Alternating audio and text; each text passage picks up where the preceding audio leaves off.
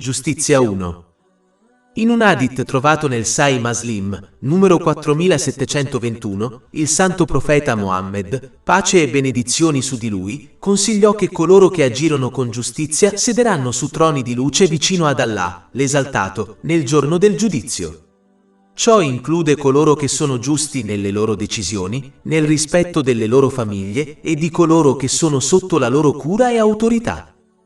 È importante che i musulmani agiscano sempre con giustizia in tutte le occasioni.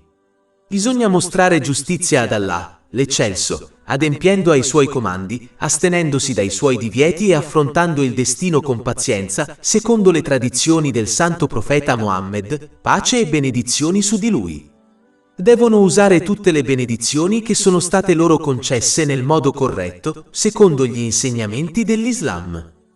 Ciò include essere giusti con il proprio corpo e la propria mente, adempiendo ai propri diritti di cibo e riposo, nonché utilizzando ogni arto secondo il suo vero scopo. L'Islam non insegna ai musulmani a spingere il proprio corpo e la propria mente oltre i propri limiti, causando così danni a se stessi. Si dovrebbe essere giusti nel rispetto delle persone, trattandole come si desidera essere trattati dagli altri. Non si dovrebbe mai scendere a compromessi sugli insegnamenti dell'Islam, commettendo ingiustizia verso le persone per ottenere cose terrene, come ricchezza e autorità.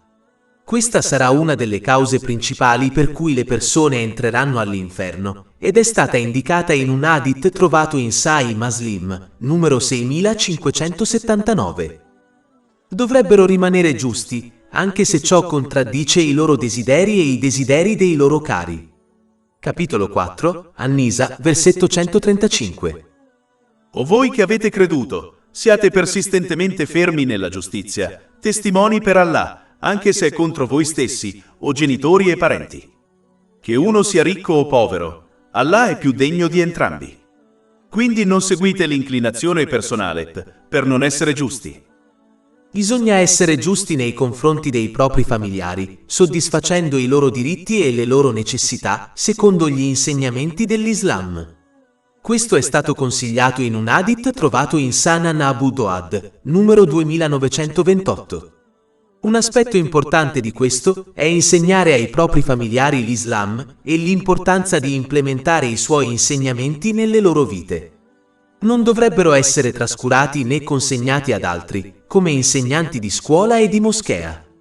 Una persona non dovrebbe assumersi questa responsabilità se è troppo pigra per agire con giustizia nei loro confronti. Per concludere, nessuna persona è libera dall'agire con giustizia, poiché il minimo che si possa fare è agire con giustizia nei confronti di Allah, dell'Eccelso e di se stessi. Giustizia 2. Qualche tempo fa ho letto un articolo di giornale di cui volevo discutere brevemente. Riferiva di un capo di Stato che aveva abusato del suo potere concedendo l'immunità a persone corrotte. Uno dei motivi principali per cui la società sembra divagare è perché le persone hanno smesso di agire con giustizia. Il santo profeta Mohammed, pace e benedizioni su di lui, una volta avvertì in un hadith trovato in Sahih Bukhari, numero 6787, che le nazioni precedenti erano state distrutte perché le autorità avrebbero punito i deboli quando infrangevano la legge, ma avrebbero perdonato i ricchi e gli influenti. Il santo profeta Mohammed, pace e benedizioni su di lui, essendo il capo di Stato, dichiarò persino in questo hadith che se sua figlia avesse commesso un crimine le avrebbe imposto la piena punizione legale. Anche se i membri del pubblico in generale potrebbero non essere in grado di consigliare ai loro leader di rimanere giusti nelle loro azioni, possono influenzarli indirettamente agendo con giustizia in tutti i loro rapporti e azioni. Ad esempio, un musulmano deve agire con giustizia nei confronti dei propri familiari a carico, come i figli, trattandoli equamente. Ciò è stato specificamente consigliato in un hadith trovato in Sunan Abu Dawud, numero 3544.